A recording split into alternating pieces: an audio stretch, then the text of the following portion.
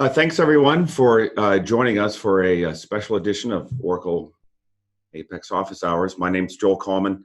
I'm on the Oracle Apex Product Development team, and we have a star-studded cast with us today.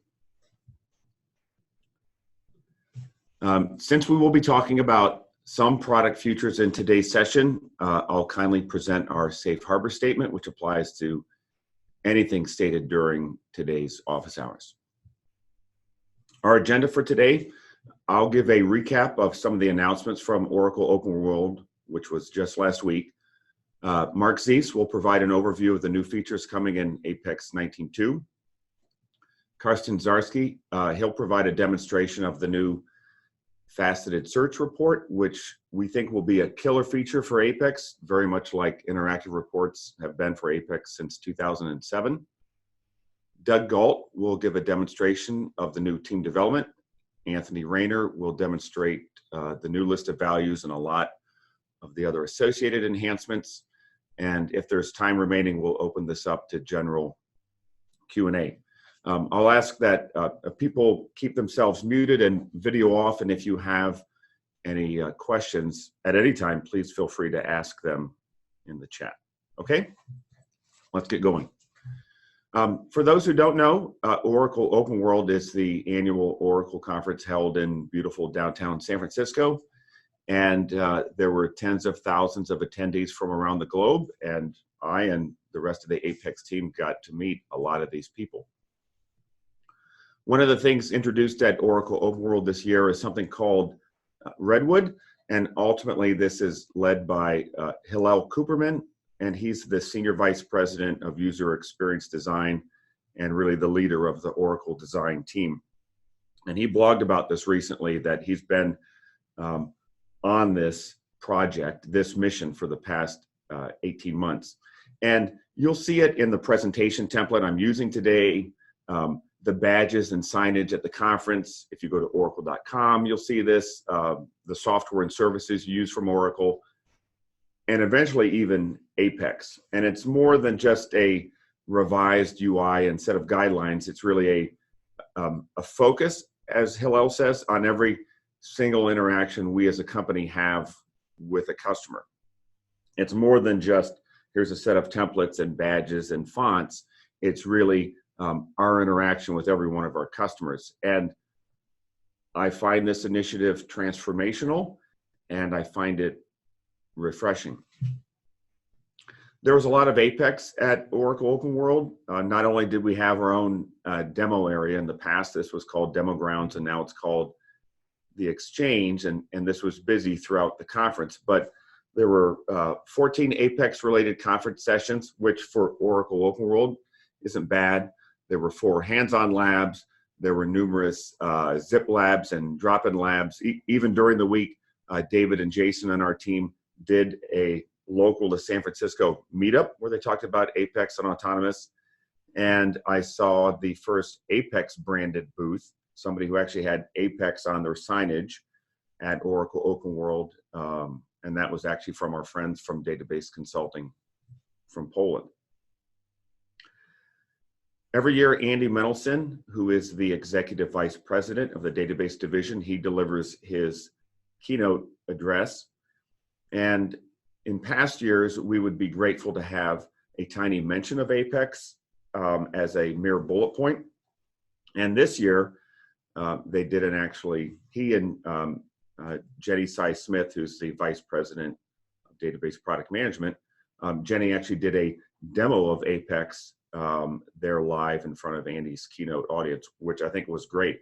And you can see in this picture here, this is how close I could get to the keynote. I got closed out, and I had to watch it in the lobby and record it on a TV. And I think the theater that Andy was in sat close to 1,000 people. And my only view of this is enterprise data management and the Oracle database is back. So let's get to some of the announcements. One of the things announced last week is Database 19C, the launch of this, and the fact that this will be the long-term release for the Oracle database. So it will be supported premier support through March 2023, and extended support through 2026. For anybody who's using the Oracle database, any of the earlier versions, another nice thing is that you can directly upgrade to database 19C from 11, 12CR1, 12C release 2, 18C. You can go straight to this long-term support release. And I borrowed this slide from someone else. When you look at these small dot version numbers under each of these major release labels, that's how effectively you can think of these versions of the Oracle database. Another big announcement last week was the de-support of the non-container database architecture. So if you're not using multi-tenant, you're using the non-container database architecture. And it's funny because I remember Tom Kite telling me probably, I don't know, 5 years ago that this is going to be the direction for the database division, and I can see that it's actually here. So beginning in database 20C, we will only support the container database architecture.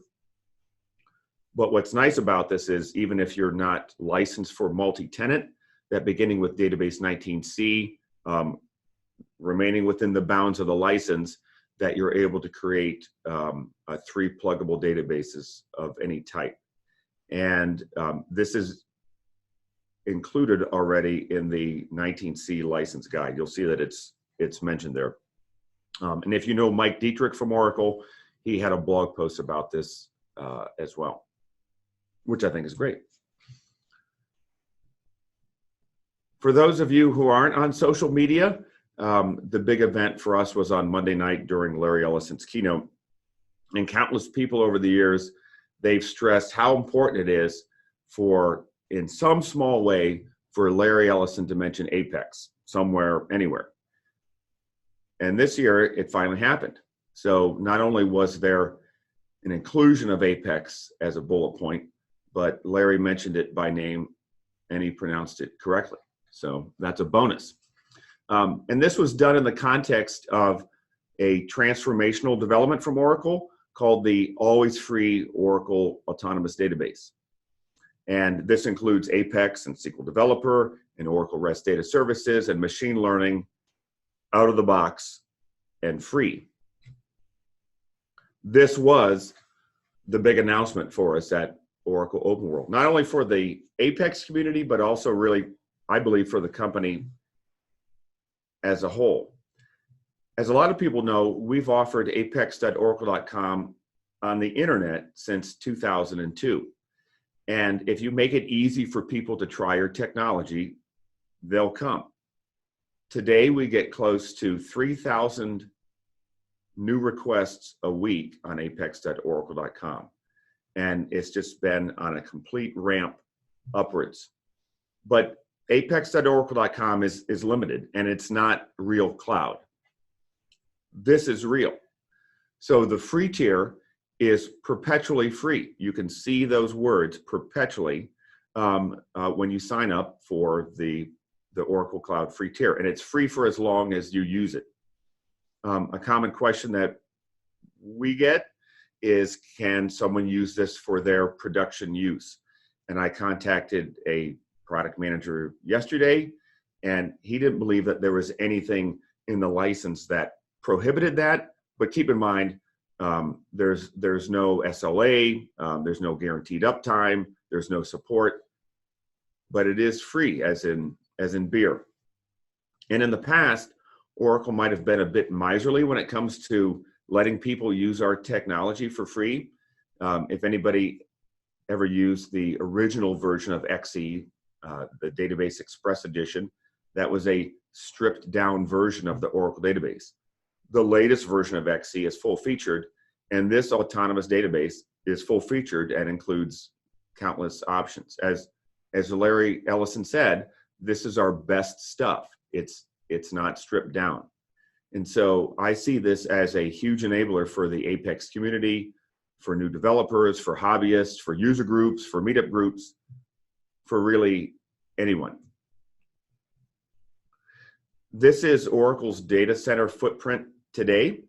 And Oracle's goal for the next 15 months is to launch 20 new data center facilities, a new data center region every 23 days. That will be 17 commercial and 3 government centers in California, in Chile, Montreal, Melbourne, Amsterdam, Singapore, and on, which I think is and will be an amazing achievement. I included the URL here for all of the data regions today. And as some noted on social media, I think I even saw this morning, the free tier is now available in Toronto. You should also note when you go to this page and look at the data regions for Oracle Cloud, that the always free cloud services are listed first. They aren't buried under some link. So I've been at Oracle a long time, and I see all of this as a terrific confluence of events with a change in mindset from the company, the development of Oracle Cloud Infrastructure Gen 2, the invention of the Oracle Autonomous Database, and for us, Apex. It's all really coming together, and that's why I feel that Oracle, the company, is executing at a very high level now. You can go to this URL to learn more and sign up for the Oracle Cloud free tier. And just yesterday, or the day before, I convinced Todd Botker. Todd is the Director of Product Management, and he's been one of the key drivers of the free Autonomous Database. And we will have yet another special edition of Apex Office Hours. And this will be on October 16th, and this will be the Oracle Cloud free tier for the Apex community. So any questions you have that we can't answer today, Todd will be able to address those. And I think that's it, and I'm going to hand it off to Mark.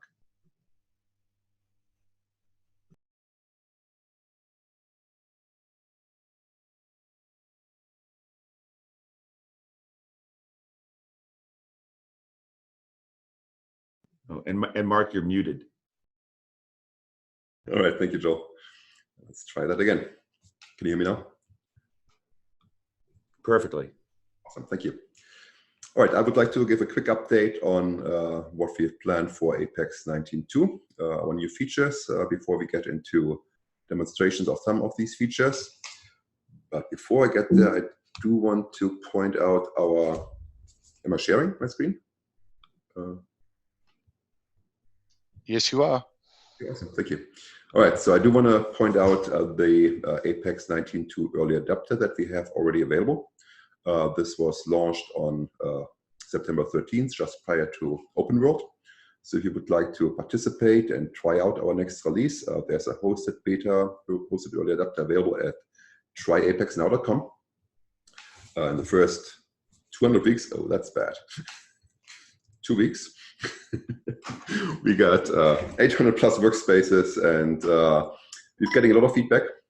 We got 135 feedback entries so far, so thank you everybody who participated and who is sending us feedback. Please continue to provide feedback. We welcome every feedback and issues that you're reporting to us. If you have submitted something and we have follow-up questions, please take a look at the feedback app. And let me quickly go there so you know what I'm talking about. There is my browser. Nope. There you go. So again, our EA is on tryapexnow.com, and I logged into my workspace there. So if you are in your workspace on TryApex Now, there's a little icon up here in the upper right-hand corner for feedback. When you click there, you can leave us feedback on all kinds of topics, preferably on some of our new features. And then you can take a look at the feature that's already been the feedback that's already been coming in. We have links here to the new features. So if you want to read up on what you should be focusing on, what are the new features that we're introducing, you can take a look at this list. We also have a list. Oh, I'm sorry, you're not seeing my whole desktop. All right, so that should hopefully work. Stop share. Sorry, I'm sharing my wrong screen here. All right, never mind. I'm just going to stick with this. So there is when you open up this feedback dialog, you're going to be taken back to this page here that shows you all the feedback that has been submitted so far. So if you have submitted feedback, if there's a link like additional information requested, please go there and take a look if you have any follow-up questions. All right, so with that, let me go back to my slides. Sorry for all this back and forth. So please go to Try Apex now, sign up for Workspace, provide your feedback, look at our follow-up. And please note at this stage, we can't do any major changes anymore. So if you come across any bugs, we're still going to be able to accommodate them and fix them. But if you have any suggestions for how things should be done differently, this will have to wait for a future release. We welcome your feedback, but please note any major feature requests are not going to be able to get into 19.2 anymore. All right, moving on. So this is the list of features that we'd like you to review and test: faceted search, the expanded shared LOVs, enhanced pop-up LOVs, the new team development, REST-enabled interactive grids, data loading into existing tables, and anything that may be related to our JavaScript library upgrades. Now let me get into some of those in a little more detail. Before I get there though, I talked to a lot of customers at Open World, and many of you are still on versions 4.2, 5.0, 5.1. So if you are looking at our new versions, you may have noticed that we shifted to a year-based versioning scheme like many other Oracle products. So we're talking about 19.2 today. Previous releases were Apex 18.1, 18.2, and 19.1.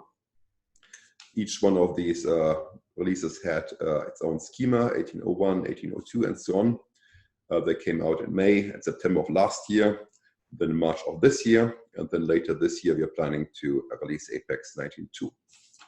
There's a little bit of a shift of what we've done in the past, where we had 4.1, 4.2, 5.0, 5.1, and released maybe every 18 months or 2 years. Now we're going to have 2 releases every year. And in between, we're no longer going to have quarterly patches. Instead, we're going to have PSE bundles. So if you're on 18.1, 18.2, or 19.1, you can go to Oracle support and find our PSE bundles there. A PSE bundle is a collection of bug fixes that have been implemented for severe bugs since any of these releases. And you can download the PSE bundle and get all the bug fixes since, say, 19.1 got released in a single file and apply them all at once. And we keep these PSE bundles up to date, meaning as we fix more bugs, they're going to be added to the PSE bundles. So keep an eye on those and install them if you have any bugs that you'd like to fix. All right, briefly on the new features in Apex 19.2. One of the, I guess, maybe undervalued features every time we release Apex, a new version of Apex, is our upgrade of JavaScript libraries. In Apex 19.1, we include Oracle Jet 6.1, jQuery 3.3.1, and jQuery UI 1.12. This will all be updated in 19.2 to Oracle Jet 7.2, jQuery 3.4.1, jQuery UI is still the same. And we also update a number of other open source libraries that I've included here. And this seems to be just a check mark on our release schedule, but it's actually a big deal. A lot of effort goes into getting these JavaScript libraries up to date with each release. There are always going to be CVs and other things found in all the libraries. So it's important to keep this up to date. And I believe Apex is one of the very few frameworks that actually ensure that all dependent libraries are always going to be kept up to date. So a lot of effort goes into that that you benefit from by upgrading to the latest versions of Apex. All right, Carsten's going to talk about faceted search in much more detail. That's going to be our main new features for Apex 19.2. It's a powerful way for you to create reports. Unlike interactive reports, you'll have all your filters or facets exposed to you here on the left-hand side or right-hand side. And it will make it much easier for you to build these kind of e-commerce style reports. Over the last 3-4 releases, we put a lot of effort into opening up Apex to remote data sources. We introduced what we call REST-enabled SQL and web sources. And I'm kind of taking a step back here to Apex 18.1 because this is where we started this process and it's still ongoing. What that means is that by now, most of our components support our new data sources now, local database as in the past, including tables, views, and SQL queries, and pure SQL functional returning queries, in addition to new REST-enabled SQL and web sources. So what it does, it allows you to connect your Apex apps to remote data sources. Web sources means any kind of REST API, third-party REST APIs, or served REST APIs, Oracle apps served up REST APIs. So any kind of REST API can now be integrated with Apex. And REST-enabled SQL means you're able to connect to other remote Oracle databases through ports. And we've started introducing this in Apex 18.1 with reports and calendars and charts, which was read-only. In 19.1, we added support for forms being able to write data back to REST APIs. And then in Apex 19.2, we're adding support for interactive grids. So when you're building an interactive grid, you can now also tap into remote data sources like REST APIs and REST-enabled SQL. Another feature that supports REST-enabled SQL and web sources are our new enhanced list of values. This was a change to the shared list of values, which Anthony will talk about more. In addition to supporting remote data sources, we are also supporting multiple columns now. So it's not just display and return value. You can have multiple display values now, and that is useful and important for our new pop-up list of values, which now support displaying multiple columns, like in my example here, the department number and the department name and location being the same pop-up. All right, and then lastly, new data load. In Apex 19.1, we introduced a new data load feature, allowing you to upload native XLS files and many other data types using drag and drops and file upload. It works much better than in the past. It works in the background, so you can upload large data sets.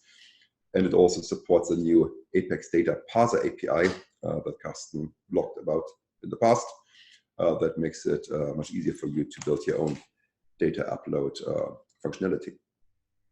And then in 19.2, the new feature is being able to use this feature to load into existing tables. In 19.1, was limited to just new table creation. Now you can also load into existing tables.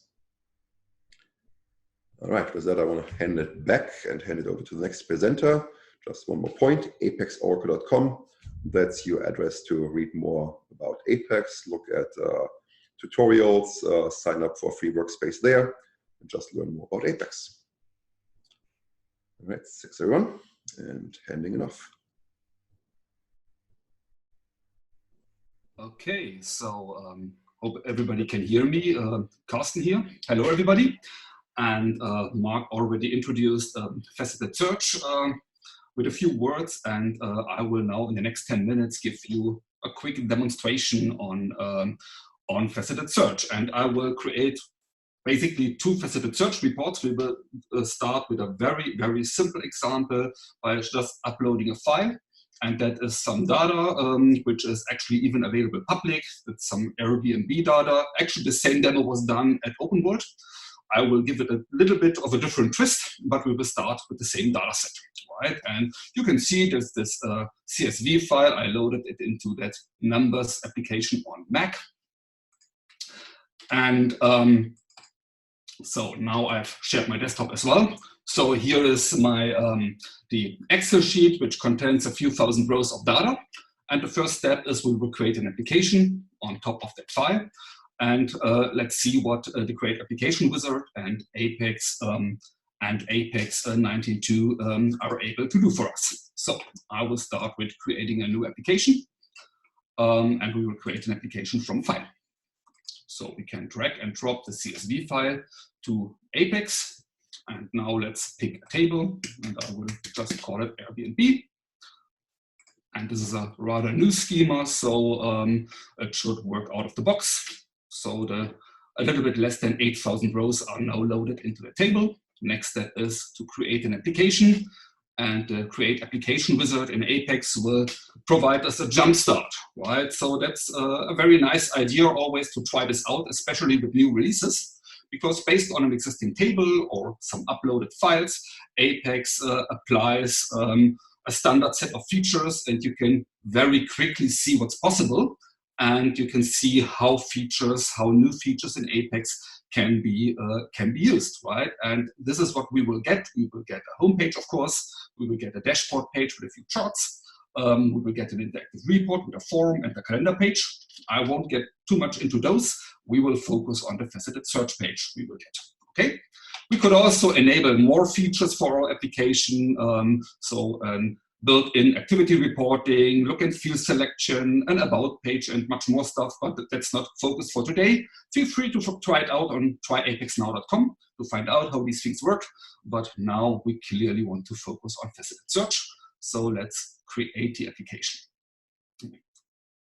And note, I didn't type in anything so far. I typed in the table name, but besides the table name, I didn't type in anything. I just added a few mouse clicks, and I got an application with 8 pages now. So let's just run that application right now. And we will have to sign in, of course. We will see the home page, and the page of interest is the search page. And this is faceted search in action. You will see a classic report, and we will see the facets. And that's the idea of faceted navigation. You have, when we click or when we pick one of these, one items of these facets, so let's think about the neighborhood facet. So this CSV file basically contains records about Airbnb flats in San Francisco. So you see attributes are the neighborhood, the room type, price, and minimum nights, number of reviews, and much more. And the idea of faceted search is when I pick something here, that the report, the result set, is automatically filtered and refreshed. And also the other facet, you can see the counts here, the counts are also refreshed, right? So whenever we change something here, we get instant feedback on what that means for the other filters, right? So if I'm now interested in Bernal Heights, so I now can see, okay, there is 250 entire homes, 150 private rooms, and 1 shared room. So let's filter for the private rooms. And again, the counts changed, and we can see what's still available. So I want to have a medium price, so let's go to that range.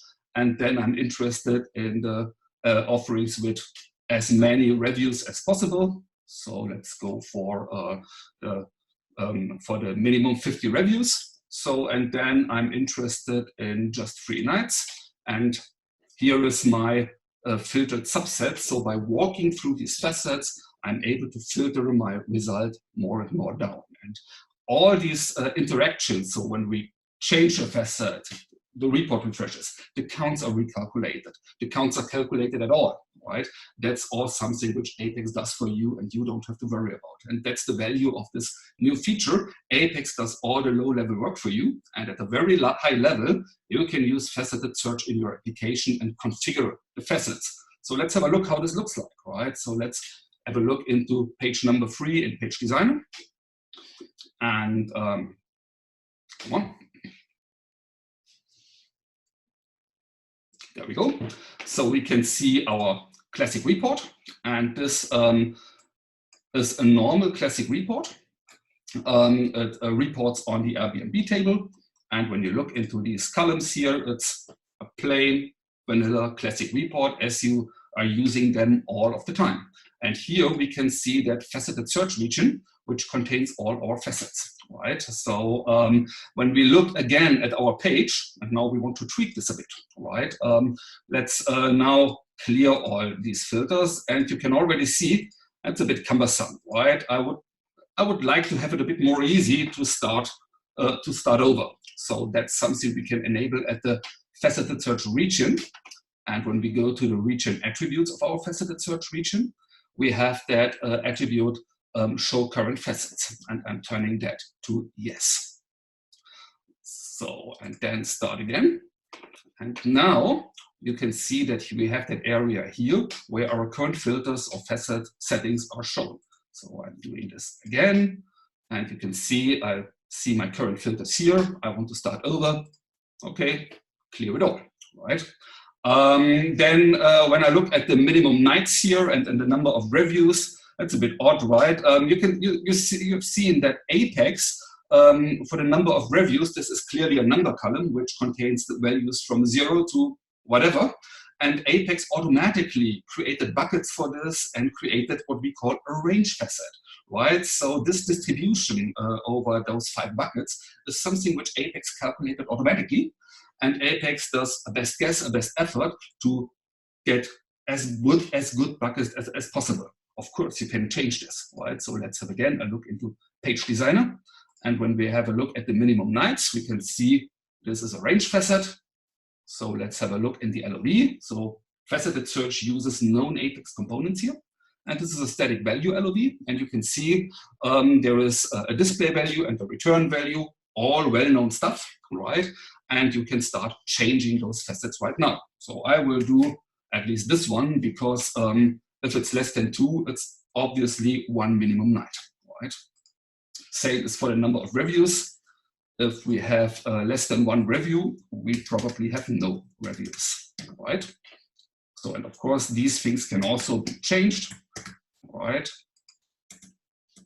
So let's assume that those buckets, that 20, I don't like that boundary, so I want to have the boundary of 25. Save that and run again. And now my facets here look a bit different, right? And here the boundary switched from 25 from 20 to 25, right? Just one more thing with this faceted search, we can see the neighborhood has quite a few selections here. And we would like to have some additional filtering on top of this, right? So let's go back to Page Designer again, go to the neighborhood facet and turn on client-side filtering. And I think what we also, that gives it a bit of a different twist. So if a neighborhood doesn't have any matches because we filtered them out somewhere else, I want to show them at the bottom and I want to disable them. So, and let's also always put the selected to the first, right? So the neighborhood facet will behave a little bit different now. So let's think about Chinatown, and you see I selected it, it goes to the top. I can now to do some client-side filtering, Bay, right? So to have it a bit more easy to work with this maybe longer list.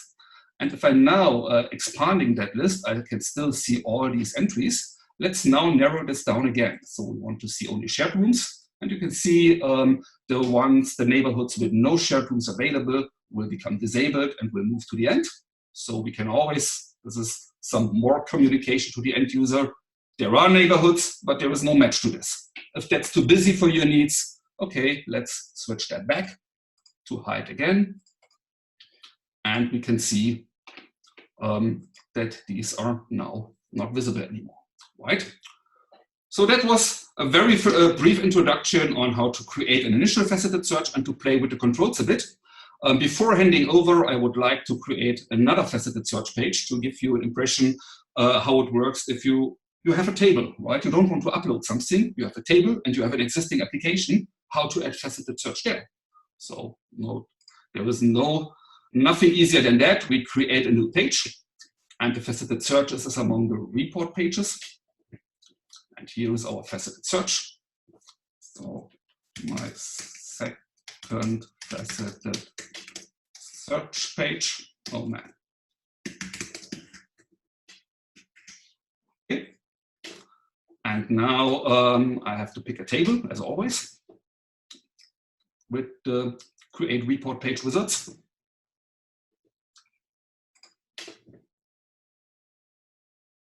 And I will pick the employees table from one of the sample schemas. And we will also see a proposal on the facets right now. So Apex, and that's and if you ask yourself, how did it come that Apex created those 5 facets we just have seen? Why not for the other columns? Here's the answer, right? Apex knows about data distributions, about minimum, maximum values, about distinct values, and Apex generates facets based on this information, right? And it does the same thing here. So a few columns are not usable for facets, so you can't choose them here. And others are good candidates. And let's go for the salary here and not for the commission %, so we can control this a bit. And then finally create our faceted search page. And again, we have the page designer page with the facets region, the classic report region. And the nice thing about this is when we run this page, it's the same view again. Those facets for job in the employees table, this is actually a foreign key column. And that foreign key column goes to a lookup table. And you can see these lookup tables, these foreign keys are all resolved for you. So the facet has the right LOV, uses the right LOV, the report column uses the right LOV, and you can even search on the table rows, and that search does correct searches on what you see in the classic report. Try it out. So go to tryapexnow.oracle.com and try the feature out. We are still interested in your feedback. And that's all I have for now. And I'm handing over to Dirk.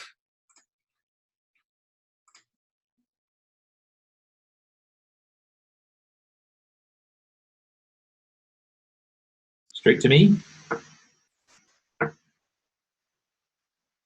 All right, so let me share my desktop here quickly. All right, so I'm going to talk about the new team development. And I'm starting off here with a pretty empty workspace. I've got, this is, for example, if you've just provisioned a workspace, I'm going to show you what you see when you first come in. Team development sits in the same exact position it was before. It's just simplified and kind of foreshortened. We tried to make things a little easier, fewer knobs to twist and turn, so that it's a more straightforward experience for you. When you first go into team development in a portion workspace, the very, very first time, you'll see a welcome screen to say, hey, we can set up some sample data for you if you want to kind of show you how to use this. This is a direction we're trying to go in a lot of different ways, in a lot of different sections in Apex to try to make the experience a little bit easier for everyone. So Apex team development, we kind of reimagined it to work a little bit better. It's more conversational, less fragmented, and it basically uses the idea of an issue and then classifications on those on the issue itself by doing things like adding labels to it and adding milestones to it, etc. So here we can see that we can install a set of sample labels, a set of sample templates, a set of sample milestones, choose whether to install those or not. And if you're running multilingual, you can choose which language to install those things in. For the sample labels, the labels are used to classify an issue. We'll see that in just a second. Templates are quick fill items for when you're creating an issue, kind of a template. Or when you're responding or commenting on an issue, you can template those responses as well. So let's go ahead and leave all those selected. And we can also, when this gets created, it will automatically create a sample issue for us as well that kind of shows you exactly what you can do with the issue section. Right away, you can see that the issue is set up in such a way that you can kind of see what the issue is, the issue number, when it was opened, who it was opened by. And as you go through, we'll see that as we add classifications to it or labels or milestones, etc., these will show up on this home page as well. You not only have this cards view, but you can actually go to the data view of this as well and filter just like you would with any normal interactive grid. Before I drill down into the issue itself, I want to go to the individual items that you can control. We've got the ability to manage the labels, and labels are grouped into label groups. The default or the sample data that we've loaded here kind of breaks things down into several different groups. You've got categories, functional areas, level of importance, level of effort, and progress.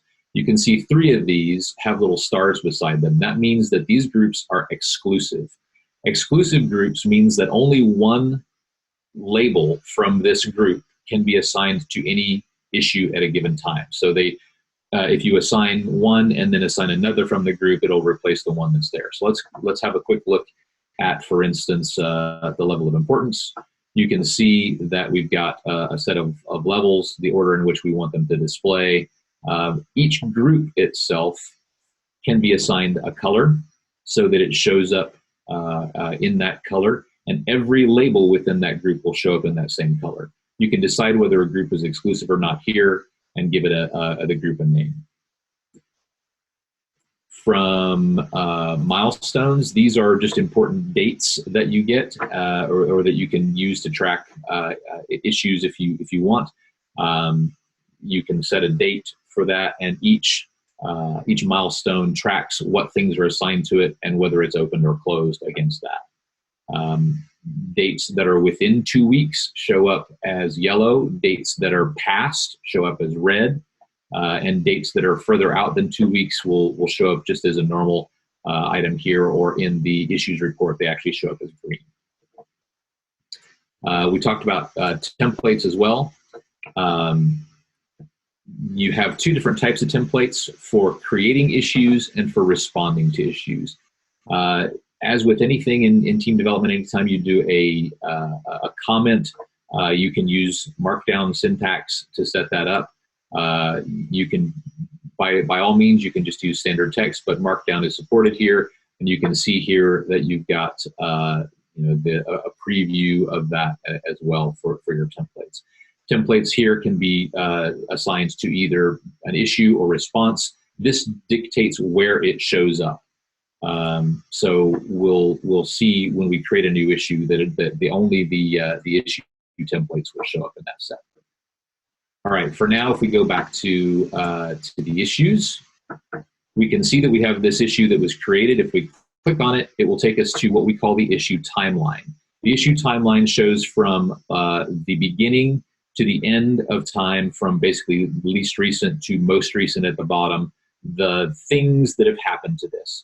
The example issue that we created is pretty big, but we do that to show you all the different types of things that you can do with Markdown, including tables, lists, code, quotes, and indented text as well.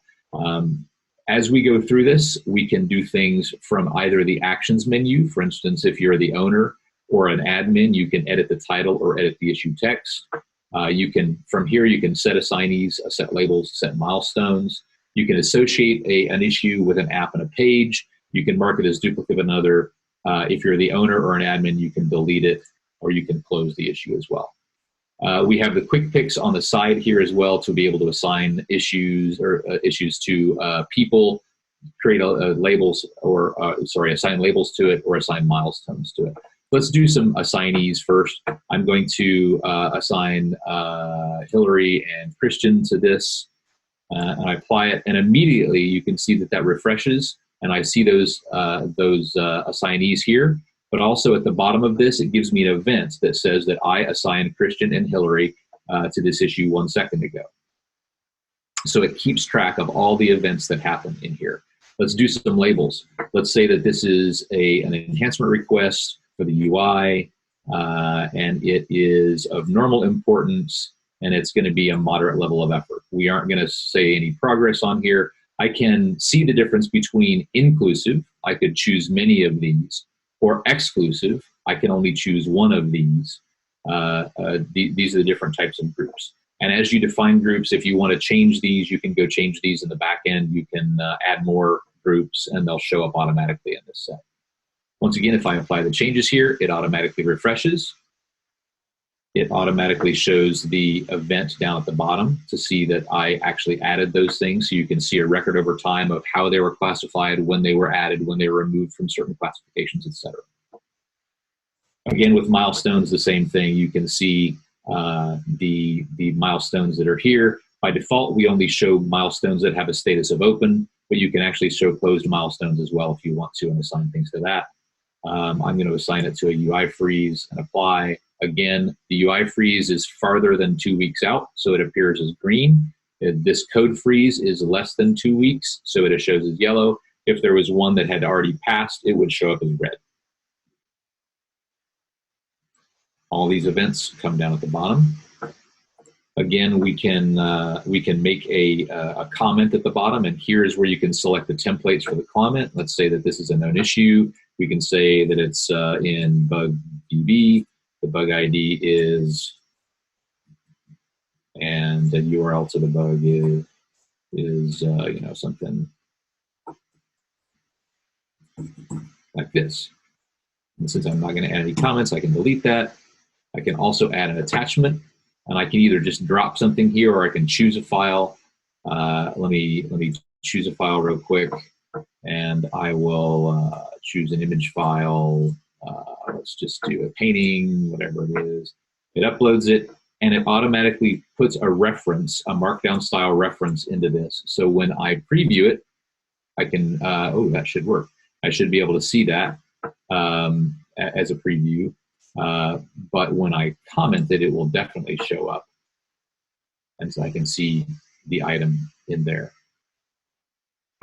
Other things that you can do, you can see the little 3 dots here. If you are an admin or an owner, I can edit the text of something, whether it be the issue or the text of a comment, if I'm the owner of it. If I'm an admin, I can hide a comment.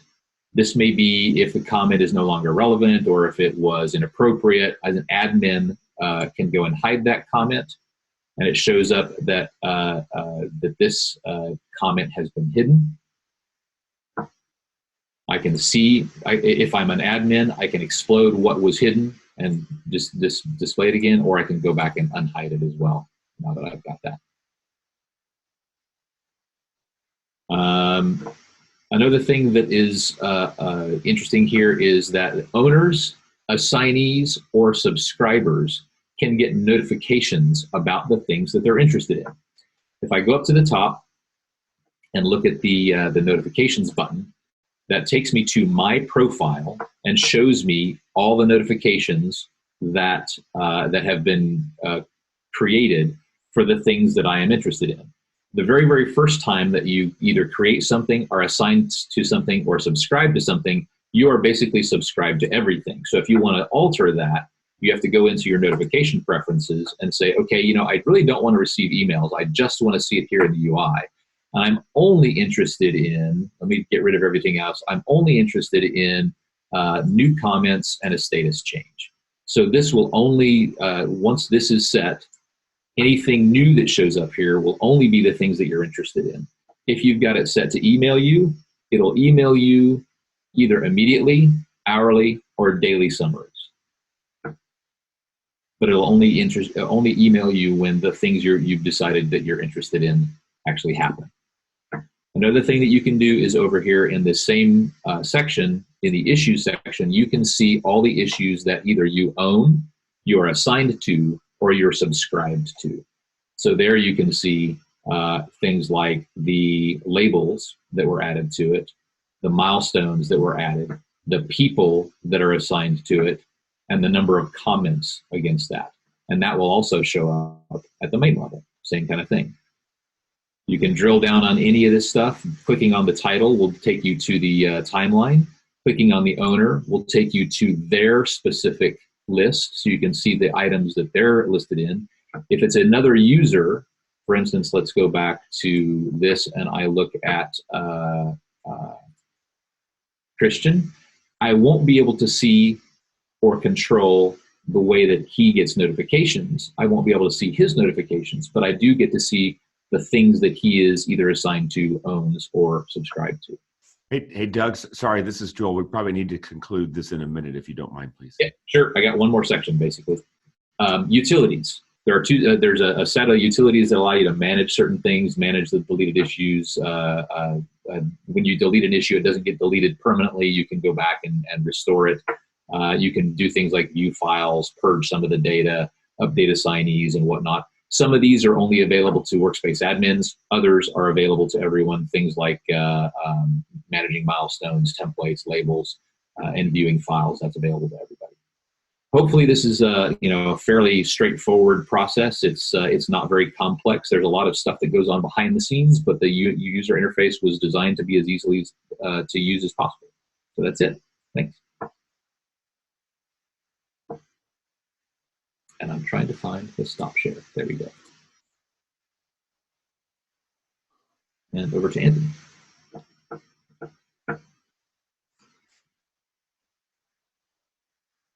Anthony, you're on mute. Thanks, David. Okay. Thanks, Doug. Thanks, David. So we're going to talk about the new list of values support. It's really twofold. So there's a new shared list of value infrastructure. So it's there's a number of enhancements that are available now with the new shared list of values. And then also playing into that is a greatly improved and updated pop-up LOV item type. And the pop-up LOV item type is kind of automatically upgraded when you upgrade to Apex 19.2. But there are some additional features of the pop-up LOV that you'll need to extend current list of values for, such as multiple columns. But we'll come on to that momentarily. Okay, so just to show you quickly, here is a pop-up list of values in Apex 19.1.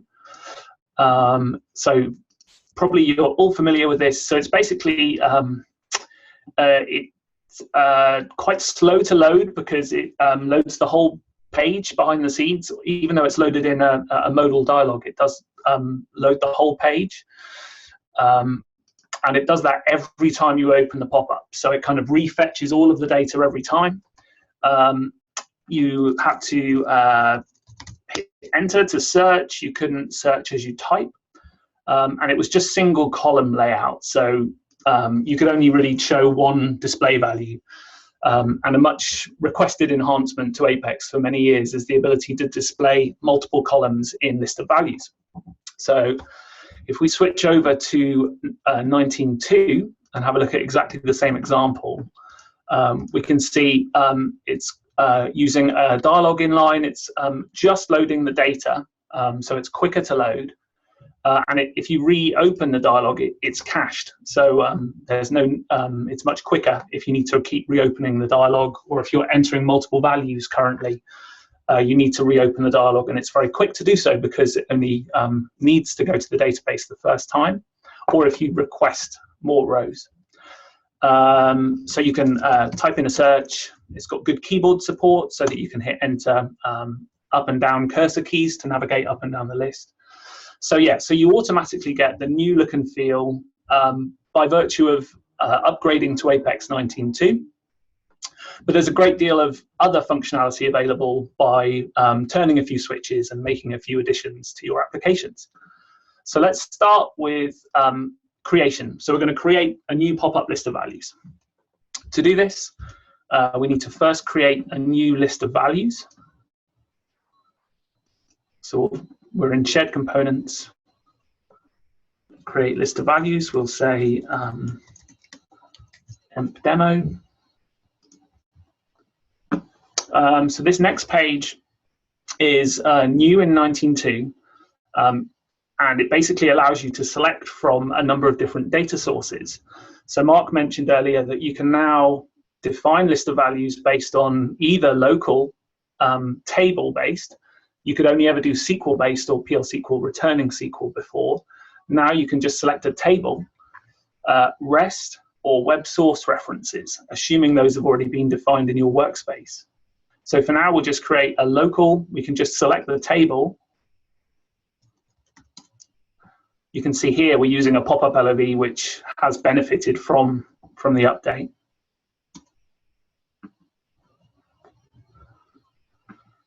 Okay, that's taking a while.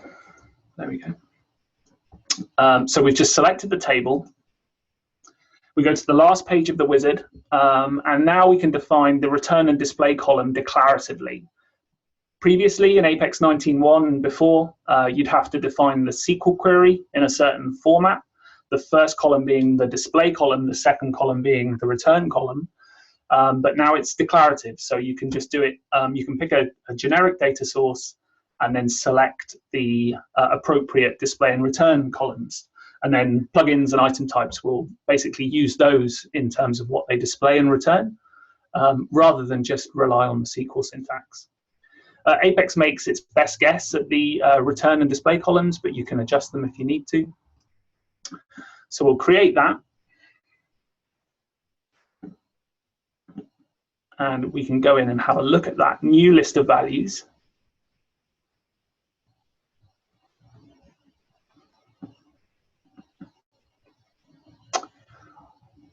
On this page, sorry, my instance has slowed down a bit, I'm afraid, but so on this page you can see the same data source defined. There are some additional attributes available, which we'll come on to momentarily, but we can see here we've got the return and display column. There's a default sort column, and there's some additional attributes, for example, the group column if the item type supports it, icon column if the item type supports it. So there's a great deal of additional metadata that you can define with your list of values that some of the Apex item types support, and plugins will also have the option of playing into this new metadata and being able to leverage some of this metadata in your own plugins. Okay, so we'll go back to our page, and we're going to create the item based on that list of values.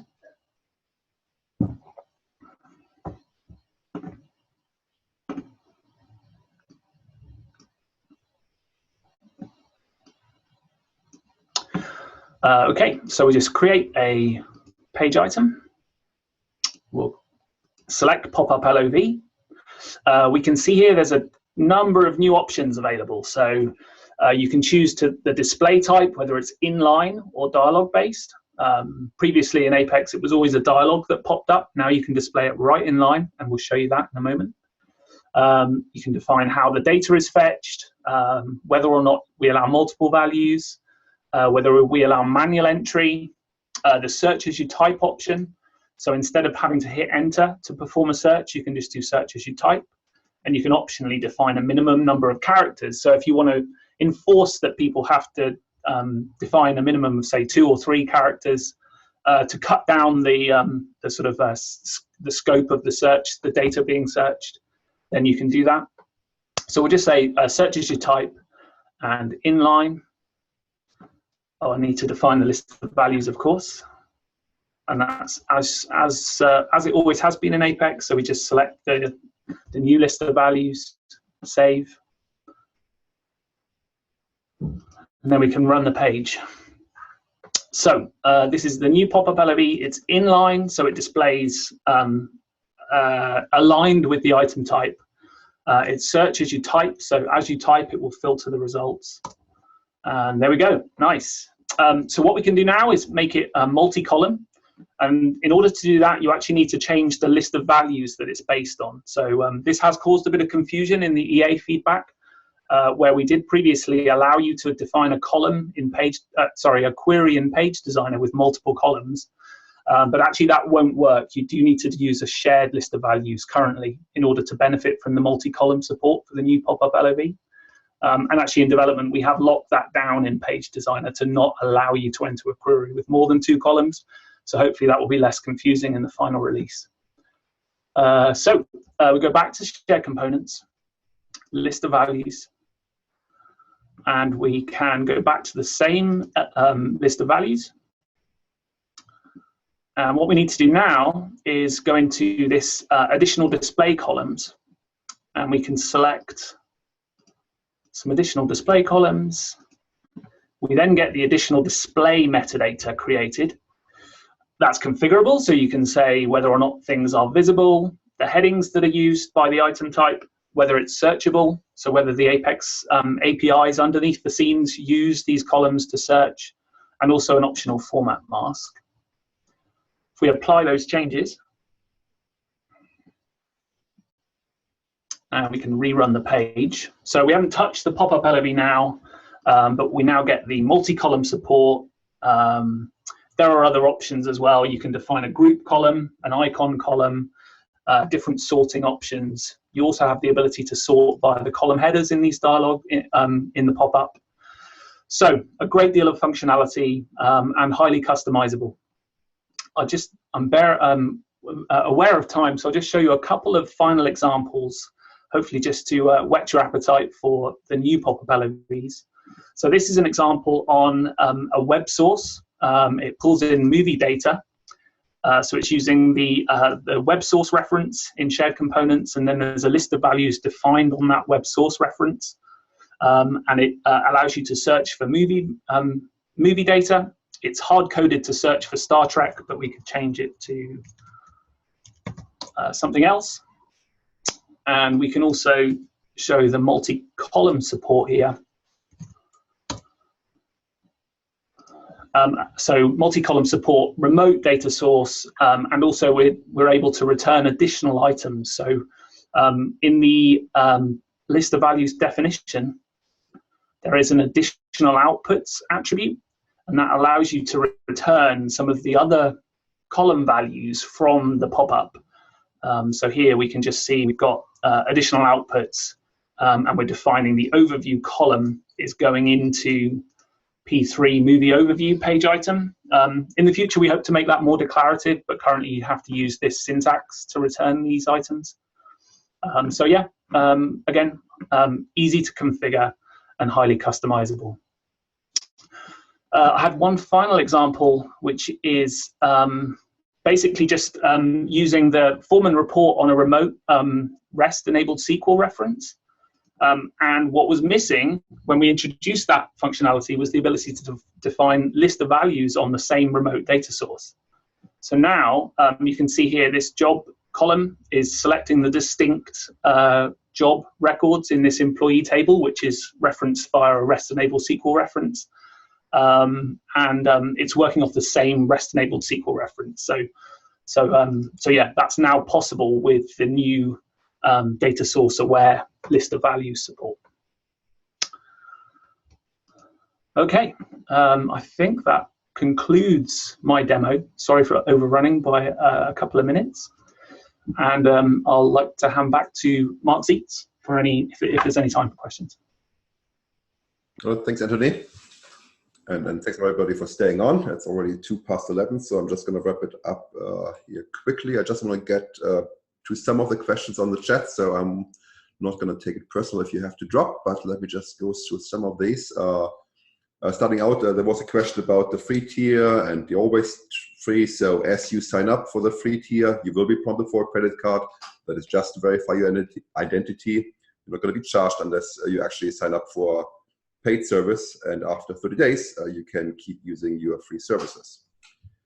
There was a question about who is doing the update of Autonomous to new versions of Apex and when that's happening. So for the time being, that's controlled by Oracle. So as we release 19.2, some point after that, Autonomous will be updated to 19.2 as well.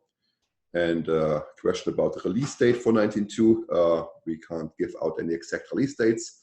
It's planned for this year. There was a question about jQuery and jQuery UI. We will continue using it. It is part of Apex. It's very closely integrated. It's also jQuery is also part of Oracle Jet. And we actually ship with the version that ships with Oracle Jet. So this will remain in the product. There was a question about sample apps and packaged apps, and Mike gave some answers to that.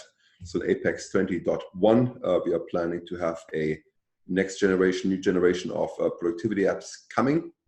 And we will also keep our sample apps up to date to showcase any new features that we are introducing. In the context of faceted search, there was a question about whether we are going to consolidate our reports at some point. For the time being, no, we're going to keep interactive grids and interactive reports and all the other ones. Eventually, we hope that interactive grid will be a superset of interactive reports, but interactive reports are going to remain until that's actually the case. So no worries there. We moved some mobile report types like reflow table and column toggle to the universal theme just to kind of keep supporting these. Eventually, we hope to have this reflow and column toggle functionality be part of things like interactive grids or interactive reports.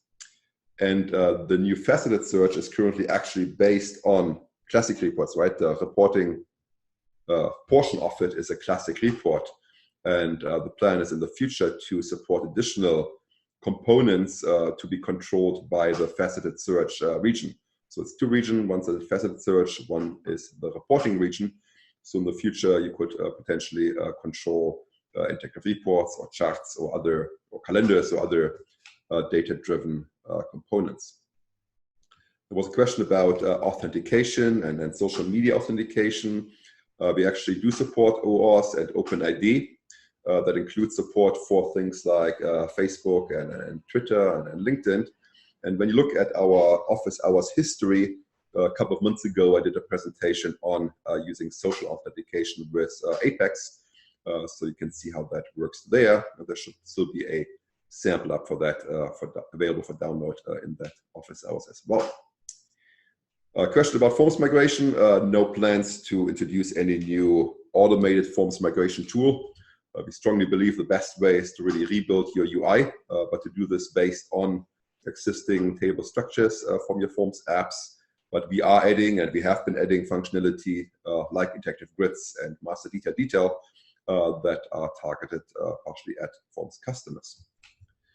Then question about the new team development. So the new team development will be the team development in Apex. We will continue expanding it in the future. The old team development, legacy team development, is still in the product. You can find it under team development utilities and then look for deprecated team development legacy. We named it that to indicate it's going away, and it will be going away in 20.1. So it's still there to kind of ease the transition, but it will go away in the next release. And that is all I wrote down during the chat. David, do you have any more questions that came in? There's a lot of questions coming in, but most of them have been answered. So I think we can wrap it up. Awesome. Well, thank you very much. And thanks everybody for attending. And please come back again in a month and be here for Todd's office hours on the free cloud and autonomous. And just one thing, the recording will be available in a couple of days so that you can watch it again if you choose to. All right, thank you.